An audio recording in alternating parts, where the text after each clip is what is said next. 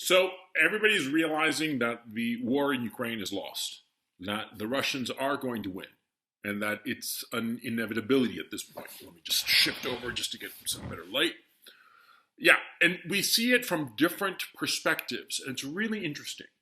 At Davos, for instance, Henry Kissinger, who he must be coming up on 100 years old, but Henry Kissinger, who's still extremely influential, said at Davos that the Ukrainian armed forces are wonderful and everything's going great, but it would be smart to start negotiating because Russia is an integral part of Europe and the European balance of power and security arrangements, and to continue with this war would cause irreparable harm to the relationship of Russia to Europe, and that what has to be prevented at all cost is an alliance between Russia and China. I mean, Henry Kissinger is basically saying negotiate now before it's too late.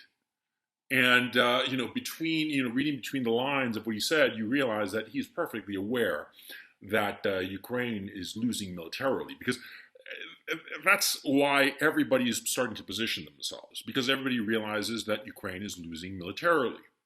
Now, as you have Henry Kissinger and this whole, let's negotiate kind of track, and other people are saying it too, Poland is going down its track. I did a video of this a couple of days ago called Poland Slides It In, and they are basically trying to erase the border between Poland and Ukraine so that Poland can bring in its troops, and what they really want is Galicia and Lviv. That's what they really want. They want to take it over. They want that piece of Ukraine.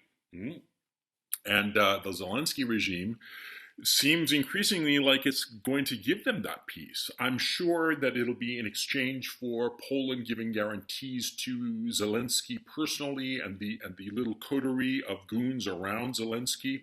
I mean, I think that right now the Zelensky regime, the Zelensky himself and all of his goons there, they're all positioning themselves. That's my personal opinion, right? But anyway, the Poles are positioning themselves to bring in troops into Western Ukraine. Viktor Orban, the president of Hungary, who recently won a landslide victory, no matter how you look at it, clearly with the wind at his back, insofar as Hungarian domestic politics is concerned, well, he's passing through the Hungarian parliament a bill that gives him emergency powers to make moves if there is an emergency, right? But what are these moves? They're military moves, see? And that's the key issue, because he wants to have the freedom and flexibility to be able to order around his troops, Hungarian troops, at a moment's notice. That's the key issue, okay? It's not for medical lockdowns or something like that. No. It's for troop movements in Hungary. And so what does this indicate?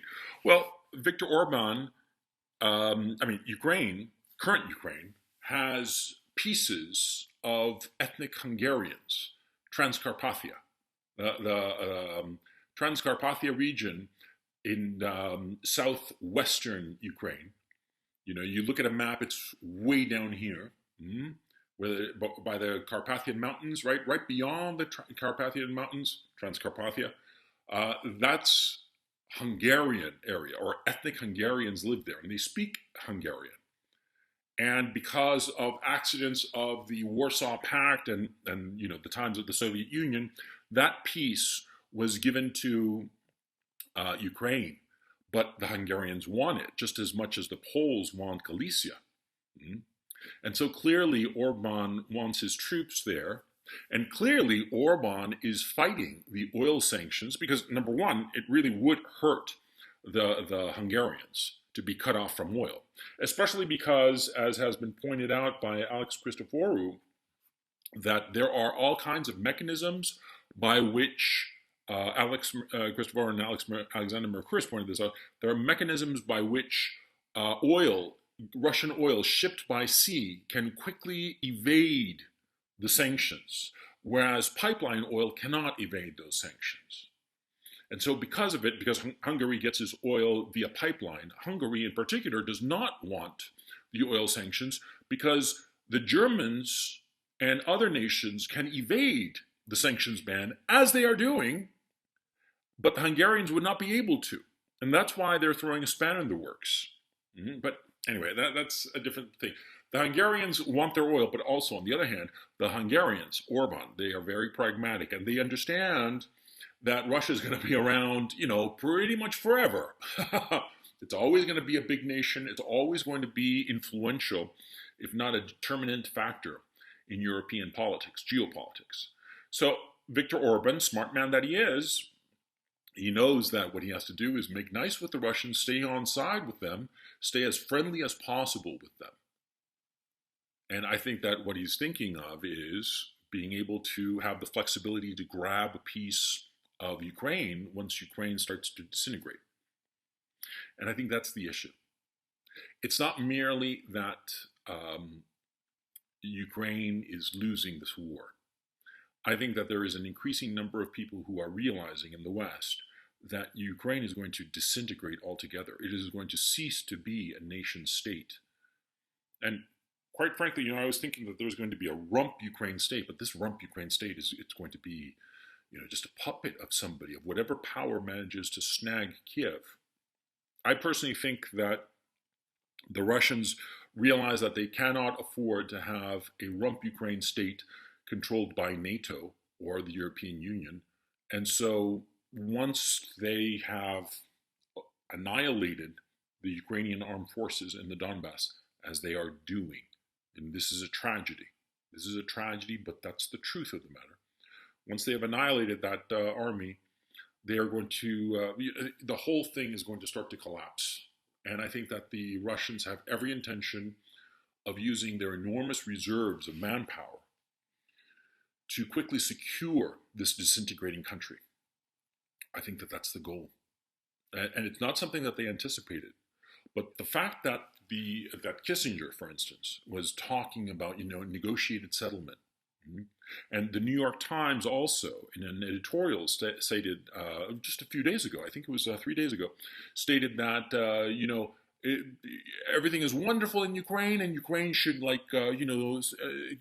start negotiating and settling an end to this war. And this war hasn't lasted that long. It's lasted 90 days. And if the Ukrainians were winning, nobody would be talking about negotiating a ceasefire and a permanent peace. It's because everybody realizes that the situation is collapsing. The situation is collapsing. Ukraine is going to disintegrate. If the pace continues at this pace, another 90 days, Ukraine will cease to exist as a nation, as a functioning geopolitical entity. Okay? As a nation state, it will collapse. And the Hungarians will take their bite, their chomp, they'll chomp on Transcarpathia, and the Poles will take Galicia and Lviv, and perhaps even more of Western Ukraine. And Russia, well, they're going to take the east and the south. That's going to be theirs forever. And I think that the big rush will be who takes that central blob, where you have, Kiev roughly here, and it's like central and towards the west, up until it rubs up to over here, Galicia and Lviv, right? Galicia, the region, and Lviv, the city. It's going to be this little blob, roughly half to a third the size of the original Ukraine. And this blob, landlocked, it's going to be something that multiple players will want to grab hold of and control. I personally think that the Russians are going to be able to do it because they'll have the manpower to do it. But you have to understand that at the pace that we are going at now, and once the Popasnaya victory happened, the pace at which the Russian forces are just taking over in the Donbass, I think this is inevitable. And the other thing, too, that you've noticed is that many people, including Jens Stoltenberg, the imbecile president of NATO, or Secretary General of NATO, Jens Stoltenberg, I despise that man. He is an empty suit.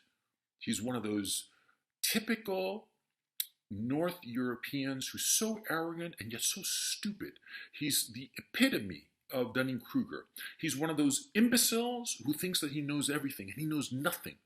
And because he thinks he knows everything, he is arrogant and dismissive and so insulting and condescending to everyone. Oof, I hate that kind of guy. I mean, just on general principle, it's the kind of guy that you want to punch in the face. Yeah. And if I ever run across Jens Stoltenberg, but I doubt it, I'd slap him for being just an imbecile, just on general principle. But anyway, even him, he's saying that NATO does not want to escalate. Nobody wants to escalate. Nobody wants to escalate, not seriously, because they've seen what the Russians can do, and they're scared of it. And the Pentagon and its outpost in Brussels and NATO, they've got a good look at what the Russians have done over the last 90 days, and it scares them. And I've said before, the Ukrainian armed forces was the best NATO army on the planet, better than the Americans. Because unlike the American army, the Ukrainian armed forces were actually battle-hardened. They'd fought in the Donbass, and they'd rotated units through the Donbass area.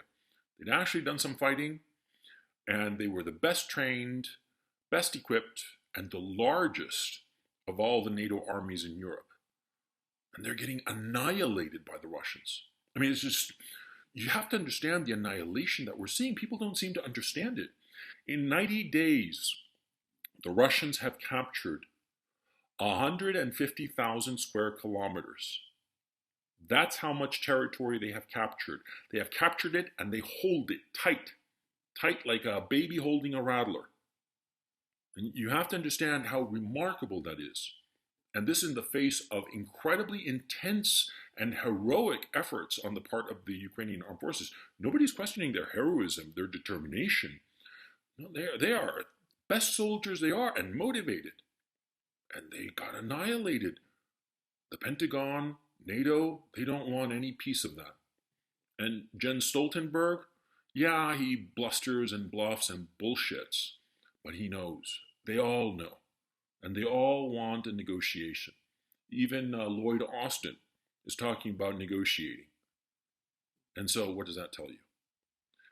I think that we are a lot closer than anybody in public realizes to the disintegration of the Ukrainian armed forces.